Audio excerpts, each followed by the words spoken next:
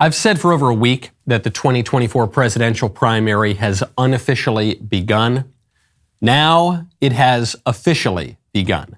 Donald Trump announced last night that he will indeed seek the presidency in 2024 to make America great again. Again. The speech is getting mixed reviews. I love the guy. It was not my favorite speech that he has ever given. And yet, from the perspective of strategy and rhetoric, it might be the most interesting speech he's ever given. Lots of people noticed that Trump never once mentioned his potential rivals in the race. He never once mentioned Ron DeSantis. No one seems to be noticing that the entire speech was essentially about those rivals, guys like Ron DeSantis. People seemed somewhat confused as he was giving the speech last night that virtually the whole thing was about foreign policy, China, Russia, North Korea, as well as parts that weren't about foreign policy that were mostly about foreign policy related issues, drugs, immigration.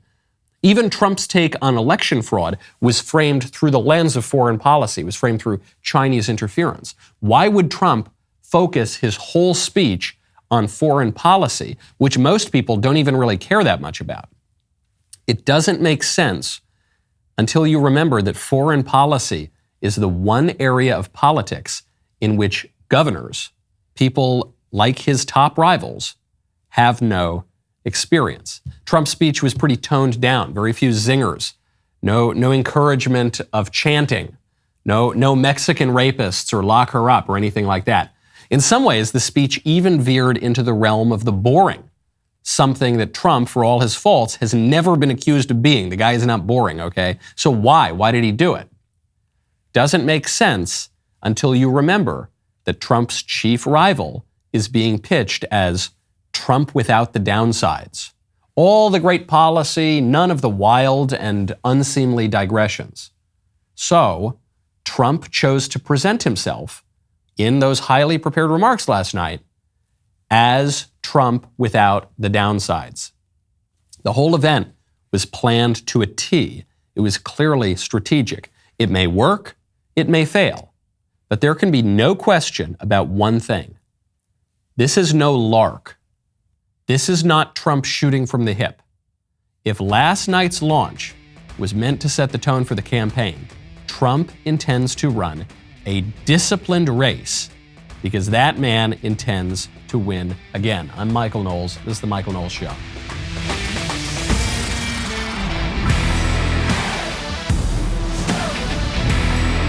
Welcome back to the show. My favorite comment yesterday is from Henry Knox, who says, Ron DeSantis did not show us how Republicans can win with message and rhetoric in Florida. He showed us if we can clean voter rolls, limit mail-in voting, vote and count votes on election day, Republicans can win big. A lot of truth to that. I mean, I think it's a little bit of both. I think DeSantis has done a very, very good job on messaging.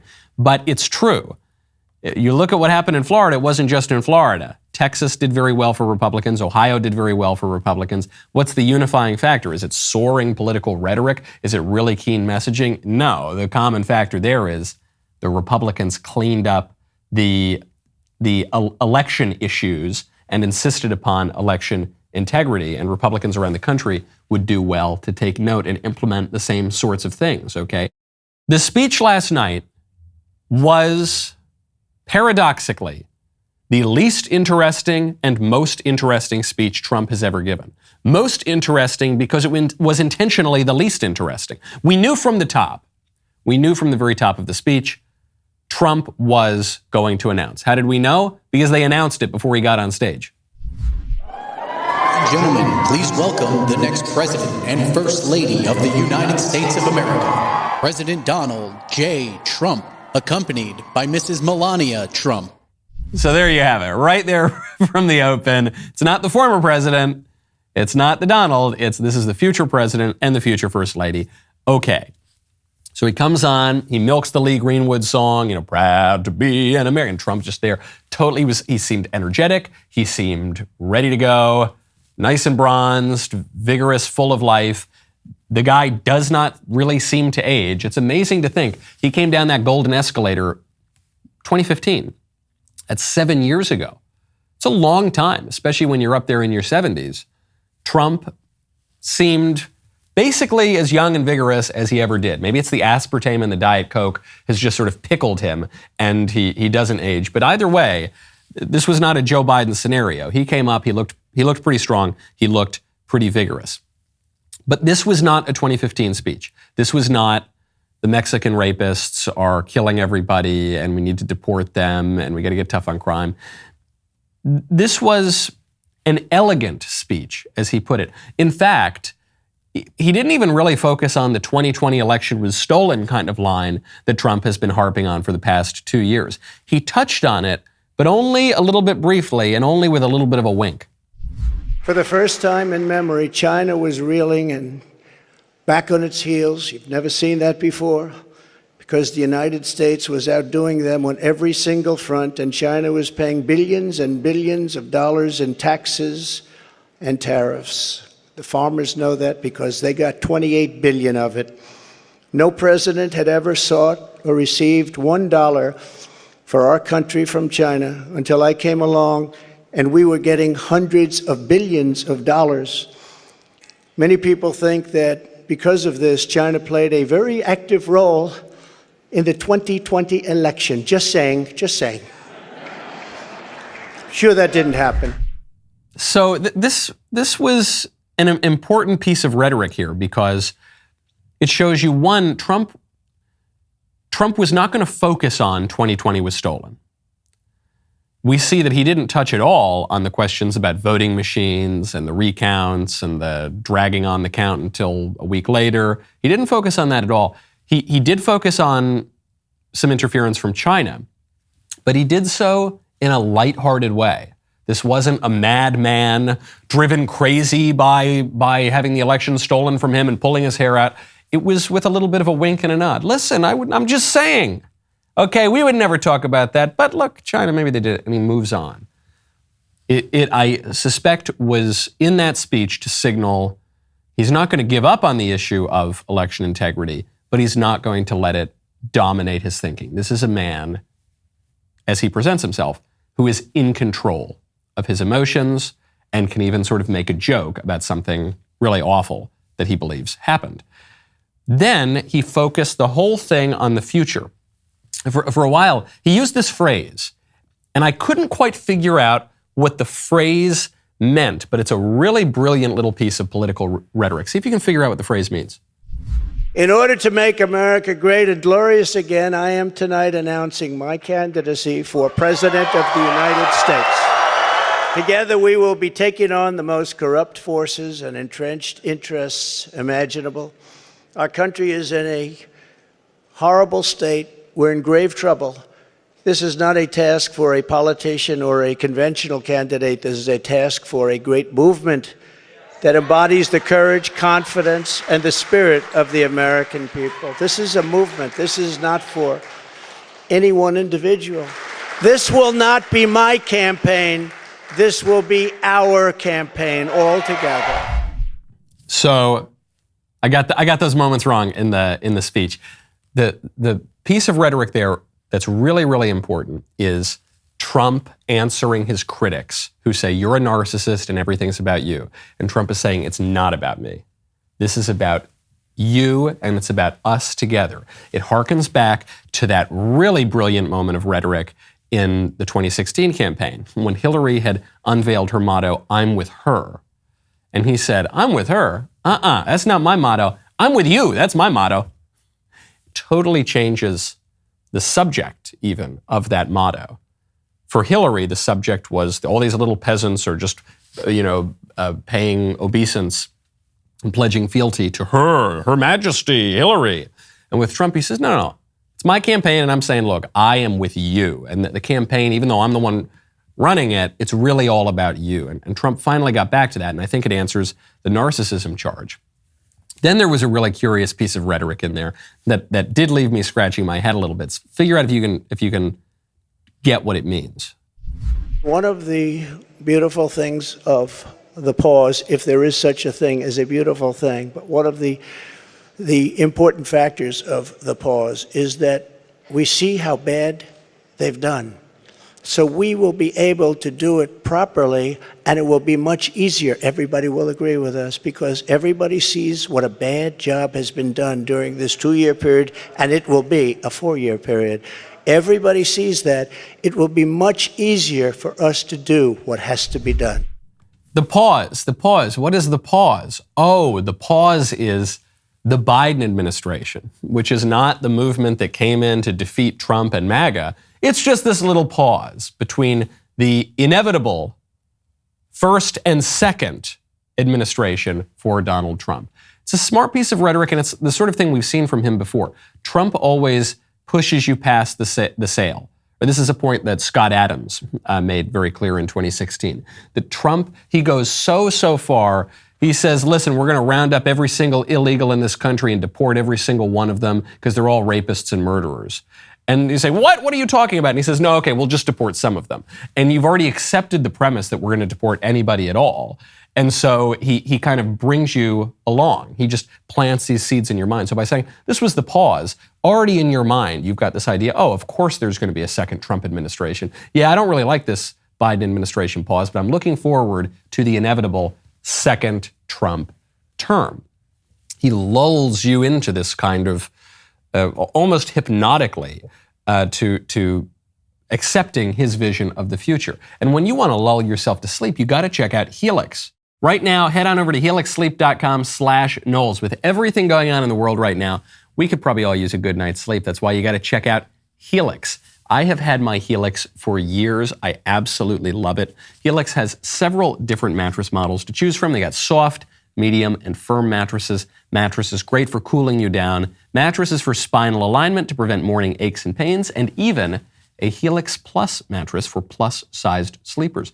Are you nervous about buying a mattress online? You do not have to be. Helix has a sleep quiz, matches your body type and sleep preferences to the perfect mattress for you. Why would you want to sleep on someone else's mattress? Why do you want to sleep on my mattress? Well, listen, don't answer that, all right? You want to sleep on your mattress. Go to helixsleep.com/Knowles. You take that 2-minute sleep quiz. You're going to find the perfect mattress for your body and sleep type. They've got a 10-year warranty. You get to try it out for 100 nights risk-free. They will even pick it up for you if you don't love it. You will love it. They've got over 12,000 five-star reviews. Financing options makes it super-duper easy. For a limited time, Helix is offering up to $350 off all mattress orders and 2 free pillows for our listeners. This is their best offer yet, so hurry on over to helixsleep.com/Knowles.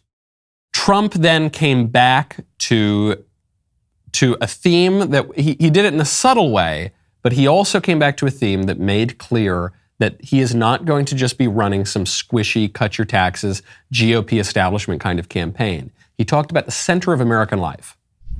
We will defend the rights of parents, and we will defend the family as the center of American life. But who would think, standing up here 10 years ago, 15 years ago, that a politician, and I don't like to think of myself as a politician, but I guess that's what I am. I hate that thought. But that a politician would be up saying, we will defend parental rights. Of course you're going to defend it. Who would think that we even have to mention this? Who would think it even should be a subject to be talked about? We have to defend parental rights. Can you believe this? Now, you love that bit. You love to hear that from Trump. Even beyond the point on family, which we'll get to in a second. When he says, listen, I come up here, I'm a politician. Do I have to say that? I hate the idea that I'm a politician, but I guess I am. The disingenuous, oily, slick career politician, he would say, oh, I'm not a politician. Maybe I'm a public servant, but I'm not a politician. No, it's about something greater than me. Trump comes up, and he actually is not a career politician. He's only been a politician for about 6-7 years. But he says, I guess I am a politician. Okay, I hate that idea because I don't like politicians, but I guess I am one. It's that honesty that I think people found refreshing. Even if some people felt the speech should have been more fiery, I kind of was hoping that it would be more fiery. There is a common theme that I saw cropping up on social media, even from some of Trump's critics, which is people saying, I like the guy.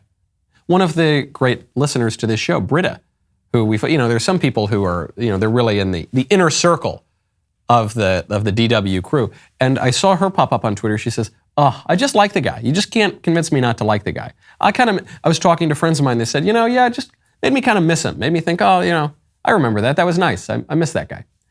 When he says that the family is the center of American life, this is an important statement about political philosophy because there are two views on the subject. There is the view that the family is the center of American life, and there's the view that the individual is the center of American political life. And the libs believe that it's the individual. They want to destroy the family, and they want to first break society down into atomized individuals, then they want to gather them up into this sort of homogenous, ugly collective.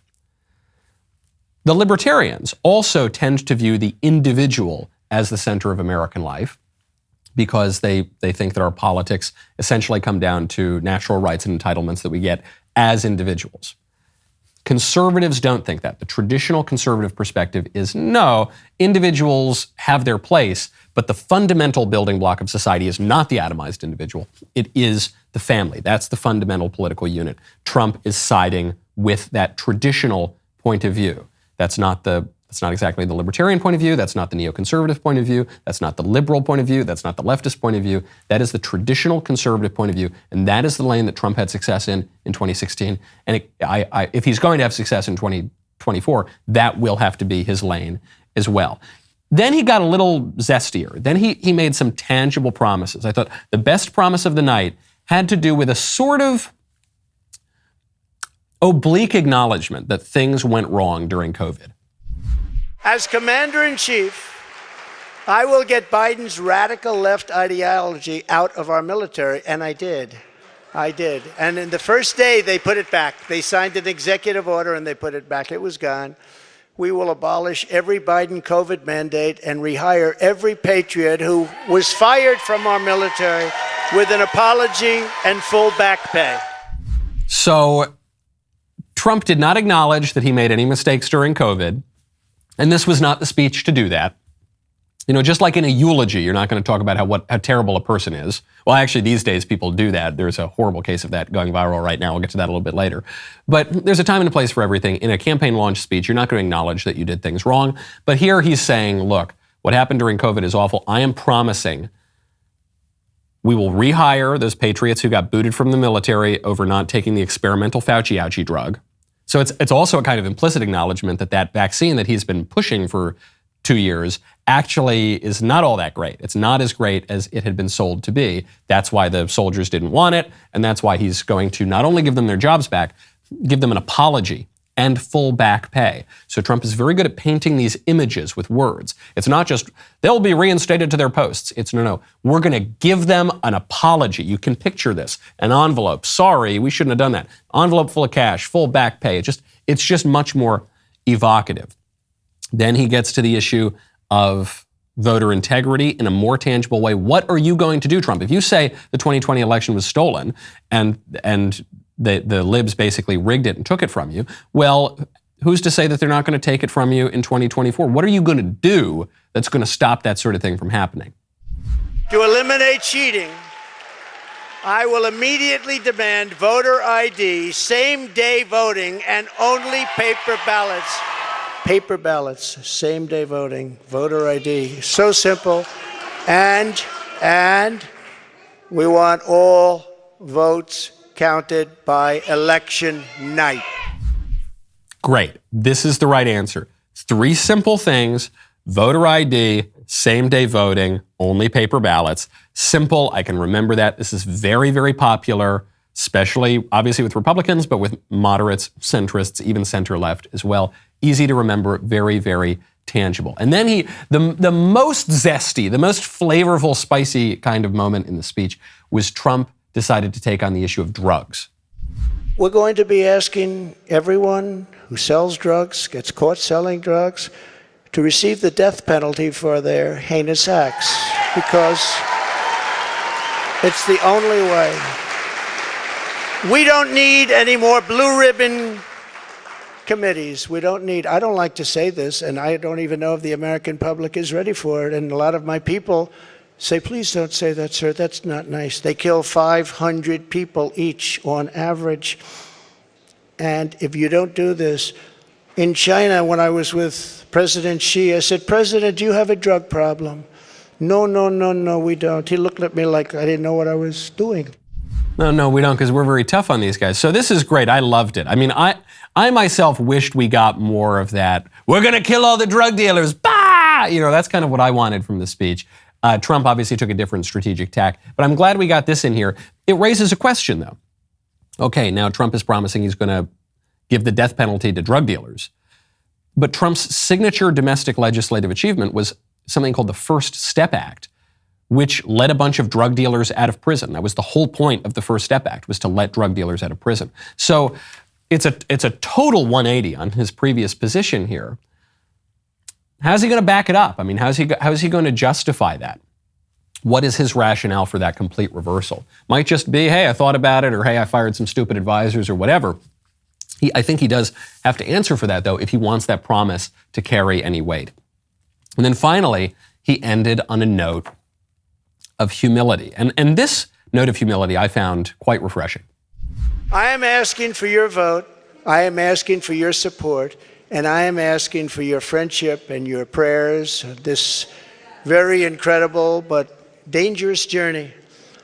If our movement remains united and confident, then we will shatter the forces of tyranny and we will unleash the glories of liberty for ourselves and for our children and for generations yet to come. America's golden age is just ahead. And together, we will make America great again.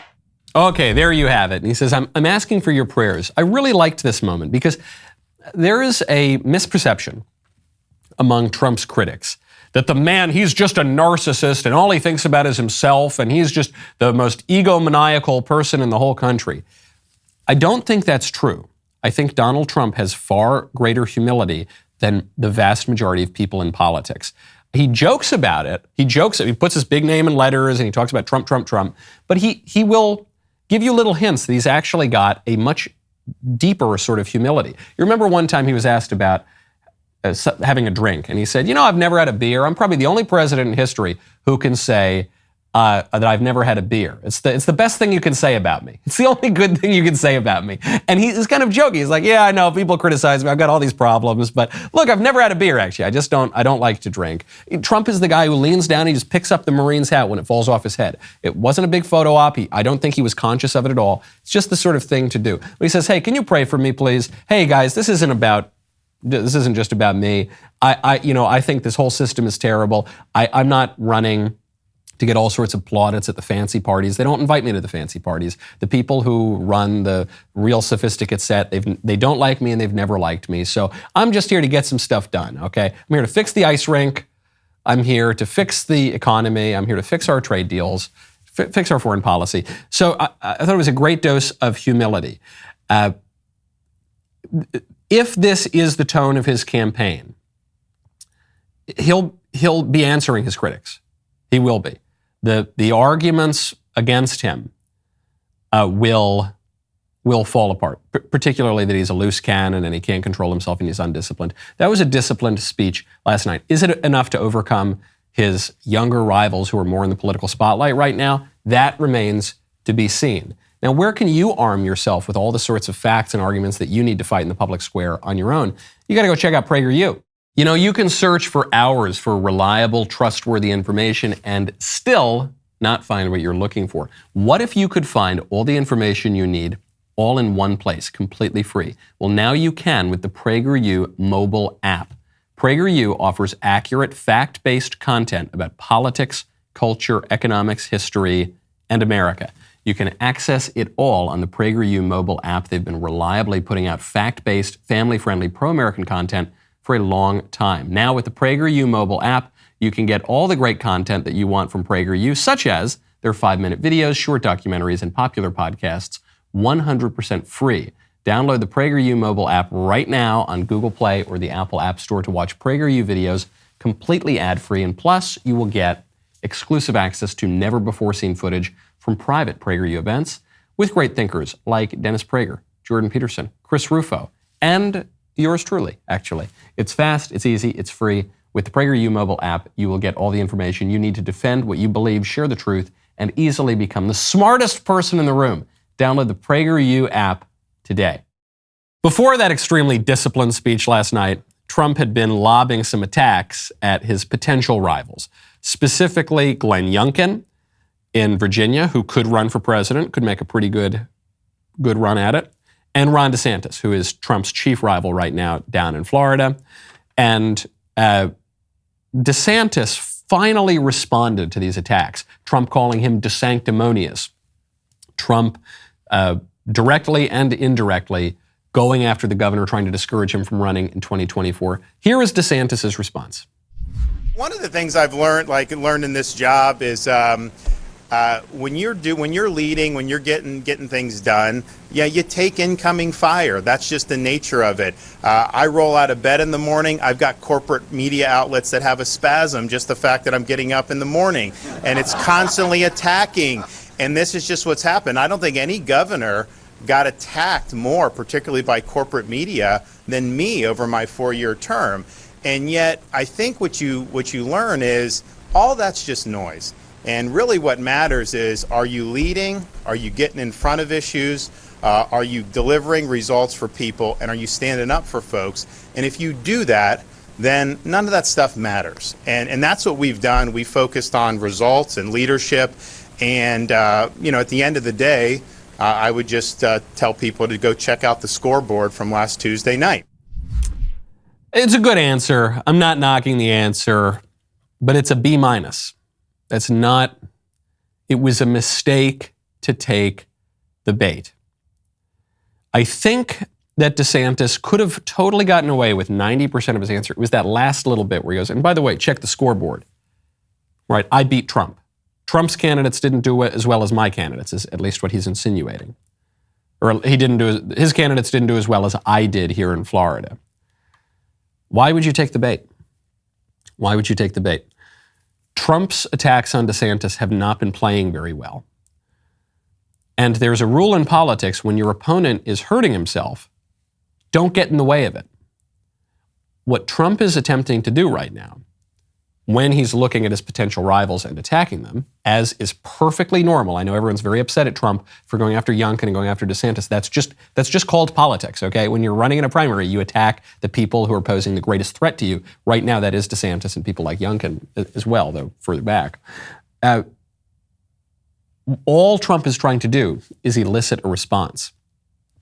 If DeSantis would just ignore the attacks, he's the one with political power right now. He's the one in office. He can make himself seem like a real leader. He's just doing things, and there's Trump who's just criticizing him. As DeSantis responds, and this happens in politics, you can't help. Sometimes you just get baited into it, but it's a political mistake. I don't think he should respond if he wants to give himself the best chance in 2024. I think he'd be better served to ignore the attacks entirely. Trump is doing what he has to do to bring DeSantis down a couple pegs. DeSantis doesn't need to help him do that, though. Now, how are the establishment media responding to this announcement? I think that the way that the Washington Post and the New York Times and NBC and all the rest of them cover Trump is going to play a pretty big role in how Republicans shake out Trump versus DeSantis versus maybe somebody else. They're going to do it because here's a lot of people watch that speech and they said, oh, okay, I like Trump, I'm for Trump. And a lot of people watched that speech and said, oh, I like Trump and he did great stuff, but I'm for DeSantis. And a lot of people watch that speech and they said, oh, okay, whatever. And then here's how WAPO covered the speech. The twice impeached former President Donald Trump, 76, who refused to concede the 2020 election and is the subject of multiple criminal investigations, is running again in 2024, increasing the likelihood of a potential rematch with President Biden. That was their tweet. Headline. Now, this is the headline of the actual article. Trump, who as president fomented an insurrection, says he's running again. Subheadline. The twice impeached former president has been eager to declare his candidacy, hoping to get ahead of likely rivals and potential criminal charges. I hate him. I hate him so much. I hate him. Why is he doing it? Orange man back. Orange man is back. I hate him. That's what the Washington Post is saying. And I'll tell you what, I generally don't make primary endorsements. I love Donald Trump. There are other good candidates too. I'm pro-primary. I want them to duke it out. We'll see how it shakes out. But reading that Washington Post headline makes me much more inclined to support Trump than before I read the Post headline.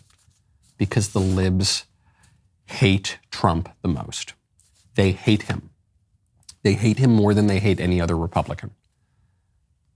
And the media and the whole liberal establishment, we know, is very, very corrupt and wrong about pretty much everything. So the fact that they hate Trump the most is a big mark in Trump's favor. It's not DeSantis' fault that they hate Trump the most. It's not Hawley's fault or Cruz's fault or Nikki Haley's fault or Tim Scott or Youngkin or whoever's going to run. It's just a fact. They hate Trump more. They hate Republicans generally, but they really hate Trump. And that is a big mark in Trump's favor. I mean, this is psychotic stuff from the Washington Post. This, 3-4 line headline.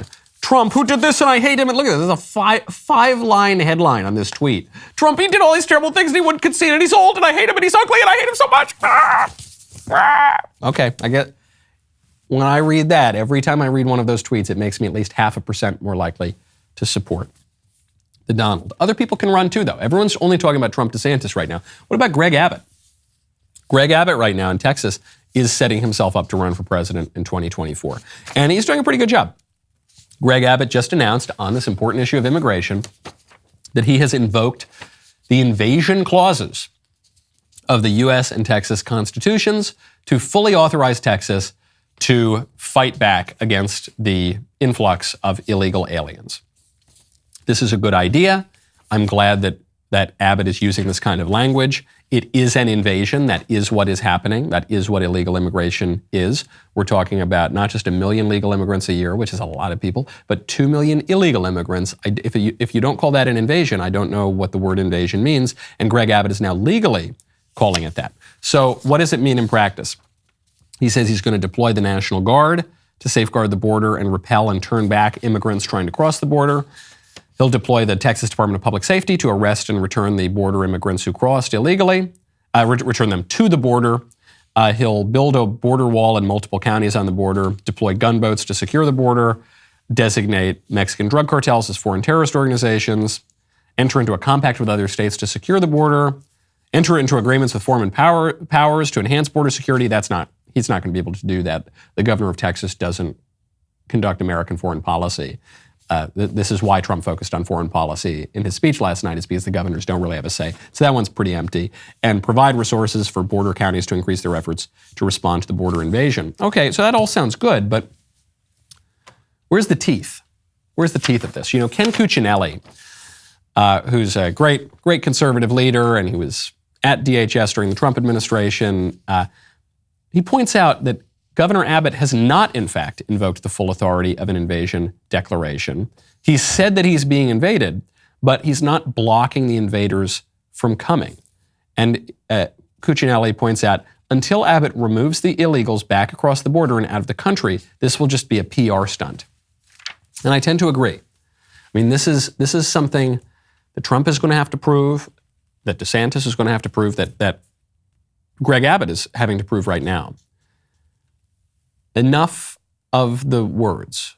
I like the feisty, zesty rhetoric, okay? I like clarity in rhetoric too. I mean, that can serve a political purpose. But we need action, okay? All the invasion declarations in the world and $1.50 will get you a cup of coffee if you're not actually taking the foreign nationals entering your country, invading your country, and sending them back to their countries. If you're not doing that, then you're not really doing much of anything at all. And I suspect this is also why Trump kind of toned down his announcement last night, is he didn't want to be accused of just bluster. Okay, you can bluster your way through a first campaign, but then you've got to get a little bit more serious. And Trump put a lot of wins on the scoreboard. All right, let's not downplay that. Trump got Roe v. Wade overruled. Okay, this is the biggest conservative win of my lifetime, maybe of the century. And he got a lot of other wins too. But that zesty rhetoric is only going to play for so long. Then you need results. Okay, because the libs The libs are getting results. At the G20 summit, Klaus Schwab, for some reason, the head of the World Economic Forum, for some reason, is speaking alongside the world leaders of the 20 most powerful nations on earth. Klaus Schwab came out. He said, we are going to transform the world. If we look at all the challenges, we can speak about a multi-crisis, an economic, a political, a social, an ecological, an institutional crisis. But actually, what we have to confront is a deep, systemic, and structural restructuring of our world. And this will take some time. And the world will look differently after we have gone through this transition process. Politically, the driving forces for this political transformation, of course, is the transition into a multipolar world, which has a tendency to make our world much more fragmented. There you have it. The transition into a multipolar world. When they talk about the Great Reset, when they talk about the World Economic Forum's agenda, what they are talking about in the bluntest terms is the end of American hegemony. The fact that he's even standing up there, I love the way. And what we will do in the future is we will get rid of all of your food and you will eat all of the bugs and you will live in your little pods and you will not have your countries anymore. Excuse me, Mr. Schwab. Who are you? Why are you there? Who elected you? What? I am the ruler of the World Economic Forum and you will eat the bugs. You will. Sir? Who are you? Why are you doing this? But he is right. Listen, just because the guy has bad ideas, just because the guy is prescribing bad things for the world, doesn't mean that what he is describing is inaccurate. Very often people have terrible ideas about how to move forward into the future, are pretty perceptive about describing the present. Karl Marx, for that matter, was pretty good about his perception of the flaws of the capitalism of his age. His prescriptions were horrible, but Klaus Schwab is recognizing this, that there is a movement away from American hegemony into a multipolar world. That is in many ways what the MAGA movement is about. MAGA means make America great again. It's not reduce taxes again, or make us totally free individuals again, or do whatever you want again, or whatever. It's not. It's make America great. National greatness, which is a push against this multipolar world where America does not have any power anymore. That's the big fight here, okay? And Trump, channeling Ronald Reagan's campaign line, has really repopularized this idea of American greatness. Now, do Americans really want to be the global hegemon anymore? That remains to be seen on the left and the right. But that is what the battle is going to be about. And we're up against some pretty serious people. I talk a lot on my show about the squishes, the sort of spineless jellyfish, Adam Kinzinger, former Congress lady, future president in her own mind, Liz Cheney. It's kind of behavior you would never dream of engaging in or modeling to your son or daughter, and yet the numbers are in. Most of you squished this very morning. Did you know? You probably didn't even know you were doing it. You might be squishing right now if you are still not shaving with a Jeremy's razor. If you're still using one made by a company that has explicitly said that you are toxic, you're one, shaming yourself. You are two, funding those radical gender ideologues who wish that you would just disappear down a drain with your unwanted stubble. Don't squish on the truth. Switch to Jeremy's Razors and get your Founders Series Shave Kit today. Go to jeremy'srazors.com. Make the switch. Speaking of an absolutely incoherent and sort of absurd worldview, moving beyond the World Economic Forum for a moment, the libs are just shameless. On this issue of transgenderism now, in particular, the libs are just freaking shameless. They've been pushing the transing of a lot of people and of the kids specifically. So they say, yeah, we're going to pump you full of cross-sex hormones and chop off your genitals, and that'll be really, really good. And it's actually a human right to get your genitals chopped off by some quack doctor. And the conservatives are the ones who say, no, don't do that. That's bad. That's harmful. That violates the Hippocratic Oath. That is just absolutely evil. You should never mutilate somebody like that. That's really harmful to them. They say, how dare you? How dare you say that? This is a human right to have your genitals lopped off and have you be pumped full of chemicals that give you osteoporosis and sterilize you. That's a human right, and it's good gender-affirming health care. Until now they're making the opposite argument. Because now some people are saying, okay, look, if we have to go along with the transgender madness and we have to let the boys into the girls' room and have the boys compete on the girls' swim team, okay, well, if you're forcing transgenderism on us, then at the very least you have to say that the boys who compete on the girls' swim team, in order to not have a completely unfair advantage, they at least need to go through the transition surgery, right? They at least need to take all those hormones you're telling us that they need, and they at least need to, chop off their genitals, or they at least need to, they can't, if they're going to do it, and again, I'm not saying that they should do it, but if they're going to do it, then they at least have to actually do it, right? And now the libs are coming back and they're saying, no, how dare you? That gender surgery, that's akin to torture. You can't force anyone to have that gender surgery. That gender surgery is horrible because they're lopping off your genitals and pumping you full of chemicals and sterilizing you and giving you osteoporosis and stuff. I said, wait. That was the argument I was just making. And when I was just making that argument against transgenderism broadly, you told me to shut up and I was evil and that I was violating human rights. But now that it's convenient for you, now that we're saying, okay, if you're going to do it, at least you got to go the whole way. Now that it's convenient for you, you're acknowledging that I was right in the first place. This is what the Associated Press has done. AP has said, in scores of countries, including parts of the U.S., transgender people must undergo painful, complex surgeries that often render them sterile before their genders are legally recognized, a practice human rights groups have condemned as torture.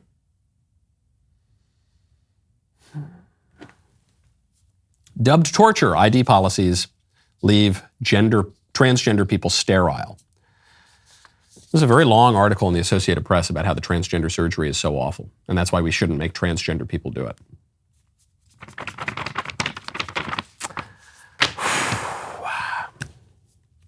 If the transgender surgery is torture, if it is disordered, if it is unhealthy, if it causes undue pain, then all of those things would be true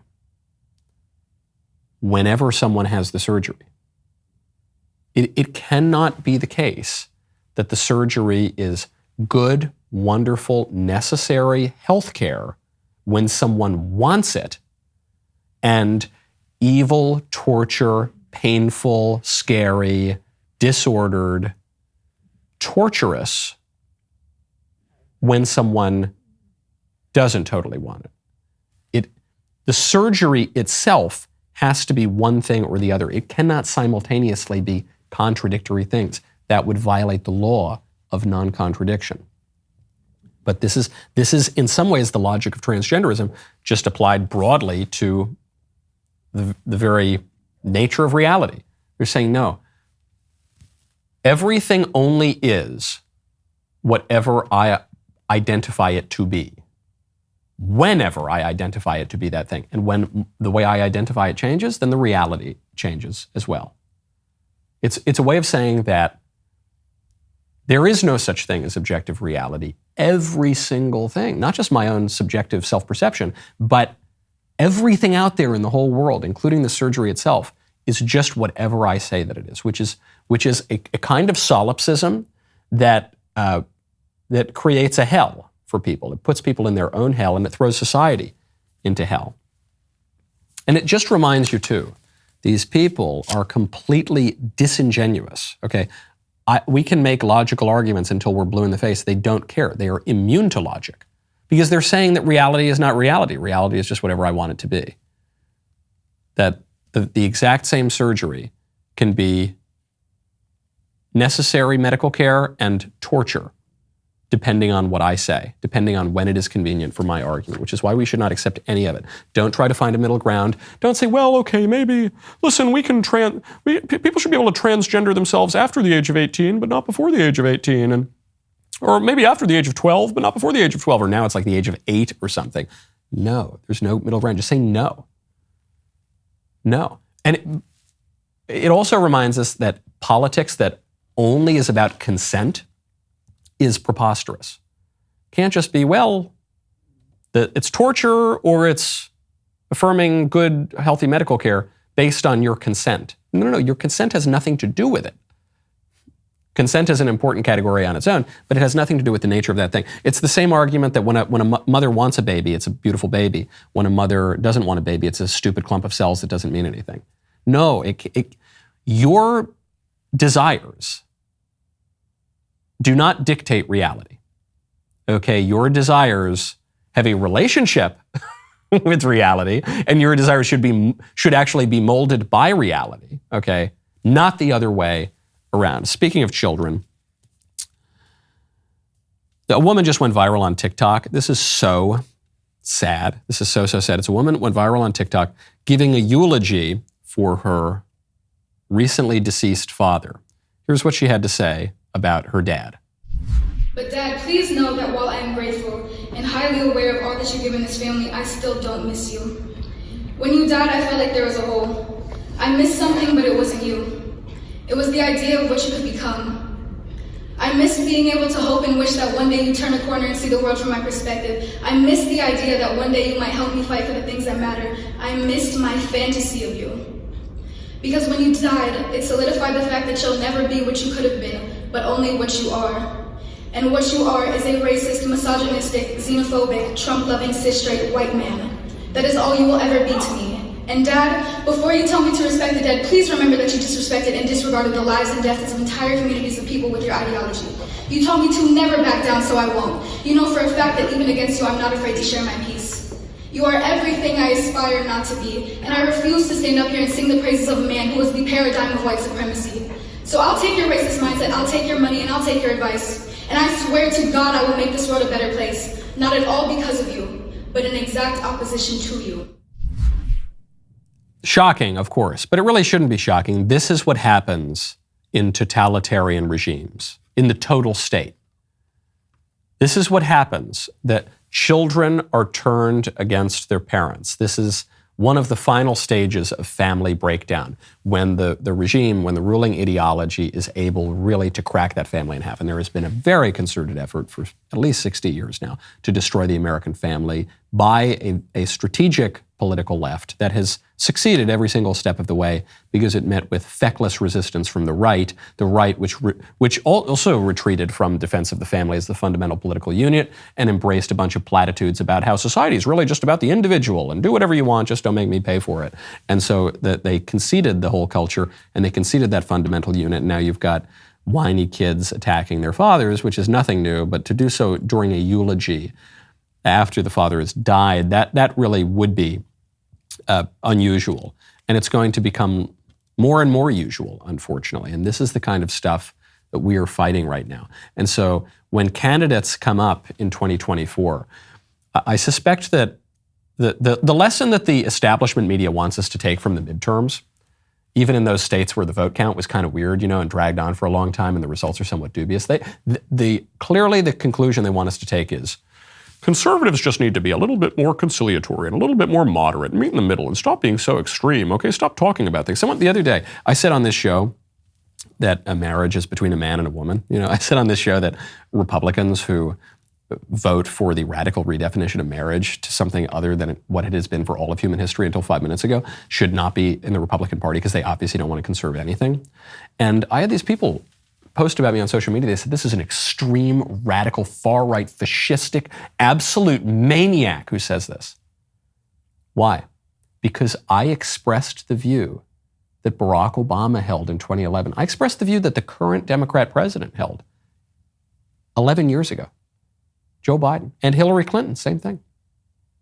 That's how fast this is moving, okay? And the candidates who just say, well, we're going to all come together in kumbaya, That's not going to do it, man. People are looking around. They're saying, our country is being invaded. That's what Greg Abbott's saying. Our country doesn't have borders anymore. You've got Klaus Schwab and the World Economic Forum saying, we will destroy your hegemony and your culture and you will eat the bugs. You've got the educators saying family is evil and we're going to redefine the family and don't listen to your awful parents. We've got political leftists talking about taking kids away from parents if the parents won't transgender the kids and mutilate them and sterilize them. And now they're admitting that these procedures that they previously defended do sterilize people, and they are akin to torture. They're absolutely right about that. Those are the stakes in this election, okay? And we need a big candidate with a big vision who is not just going to focus on one little issue or this little issue or even just domestic or just foreign policy. We need a candidate who's going to take on the whole kit and caboodle. Who is capable of that? We will find out during a primary process. You know, the rest of the show is going to continue now. When we talk about a story that really has fascinated me, the FTX collapse. This is the second largest crypto exchange in the world. It was run by the second largest donor to the Democrat Party during the midterm elections. And it's this guy who prattles on and on and on about what a wonderful guy he is, Sam Bankman-Fried. And he's this sort of holier-than-thou lib, this preening virtue signaler. And it turns out he's one of the biggest scam artists of the century. The whole thing collapsed. I don't know anything about crypto, so I'm interviewing Eric Voorhees, who is one of the OGs, truly one of the experts and leaders in the whole space. We've got that coming up on the member block. If you're not a member, click the link in the description and join us.